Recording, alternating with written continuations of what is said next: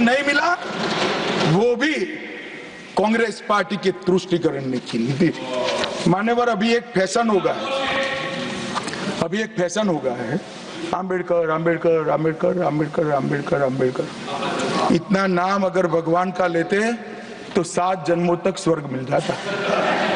तो अच्छी बात है ना। ना सुनिए तो, सुनिए ना, आप सुनिए ना, मैं बताता हूं।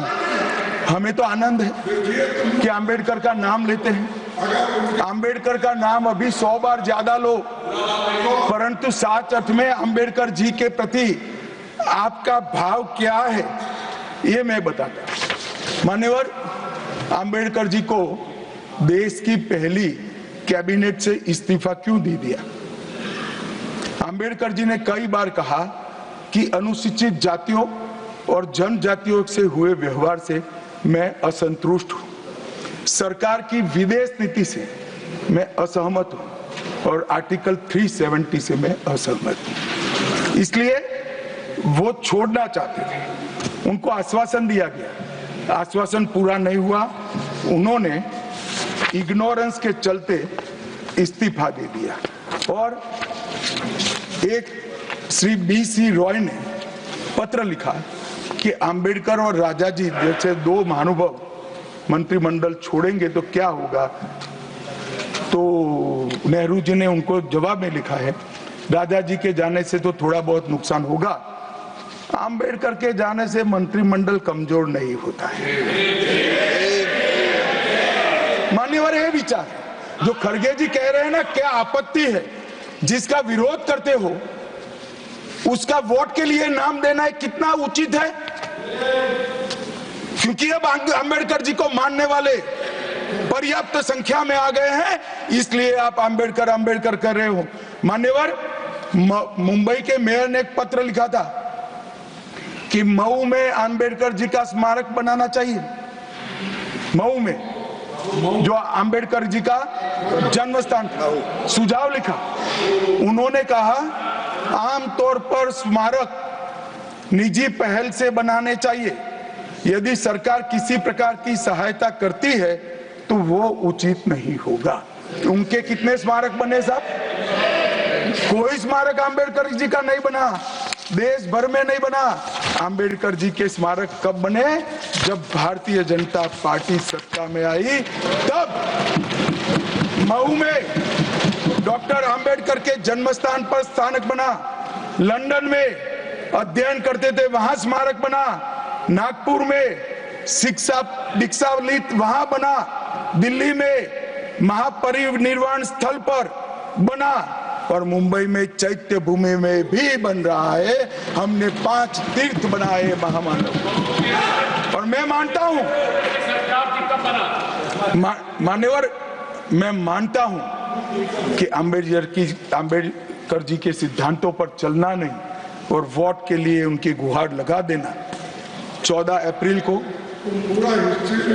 राष्ट्रीय समरसता दिवस घोषित किया हमने, 26 नवंबर को संविधान दिवस घोषित किया।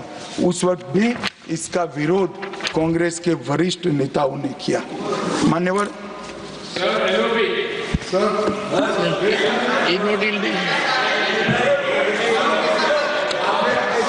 मान्यवर,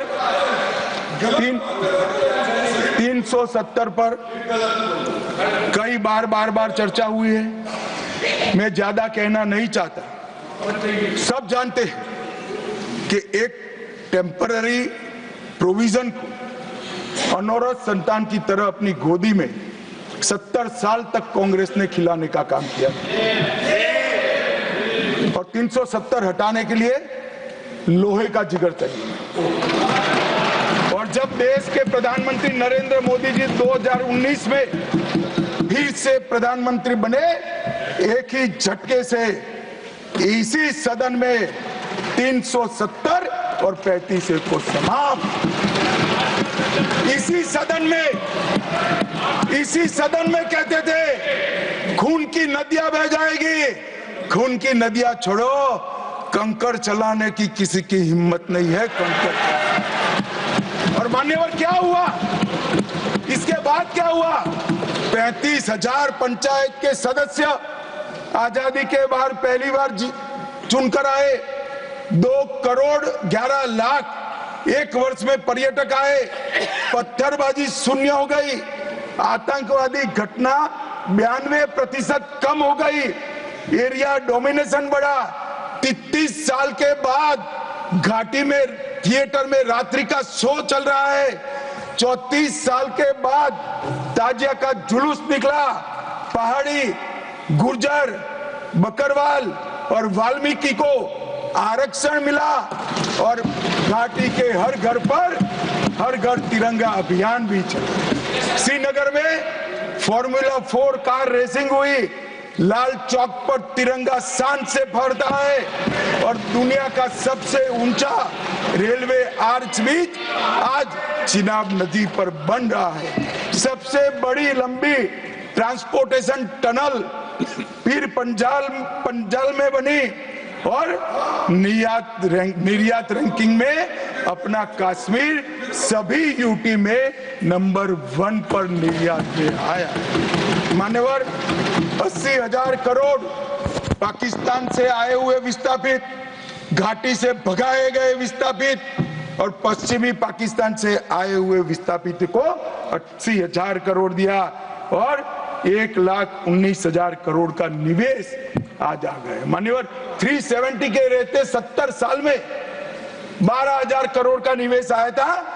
अब 5 साल के अंदर 1,19,000 करोड़ का। G20 के डेलीगेट्स भी वहां गए। अमरनाथ यात्रा में 4.5 लाख यात्रियों ने अपनी श्रद्धा व्यक्त की और कुपवाड़ा के शारदा देवी मंदिर में 600 वर्ष के बाद पहली बार दीपावली मनाने का काम। मान्यवर, ये कहते हैं 370 हटाने से क्या हुआ। मैं बताता हूं, आपकी तुष्टीकरण की दुकान बंद हो गई है।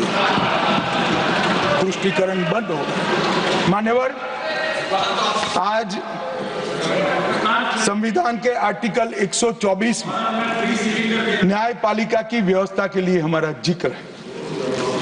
कांग्रेस पार्टी की सरकारों ने आर्टिकल 124 की भावनाओं के साथ किस तरह से खिलवाड़ किया है, वो मैं आज सदन के माध्यम से सभी सदस्यों को और देश को बताना चाहता हूं। पहला मामला 1973 में जब संसद और सुप्रीम कोर्ट के बीच में न्यायिक पुनरावलोकन जुडिशियल रिव्यू के लेकर संघर्ष हुआ, तब उसको समाप्त कर देने का काम कांग्रेस पार्टी ने किया और इसके बाद में केशवानंद भारती ने फिर से इसको रिस्टोर किया। फैसले से नाराज होकर, फैसला तो चलो पक्ष में भी आता है, खिलाफ भी आता है, हमारे खिलाफ भी कई फैसले आते हैं, क्या कर सकते हैं, मानना चाहिए, हमारी संवैधानिक व्यवस्था है, आर्टिकल 124 कहता है। परंतु कांग्रेस ने क्या किया, 3 वरिष्ठ न्यायाधीश जस्टिस JM सेलत, KS हेगड़े और AN ग्रोवर, तीनों को प्रमोशन से महरूम कर सजा देकर चौथे न्यायाधीश को प्रमोशन देने का काम करा, जिसके कारण ये 3 सज्जनों ने अपना अपमान महसूस करते हुए संविधान की सुरक्षा के लिए इस्तीफा देकर घर पे जाना पसंद किया। ये किया है मैंने।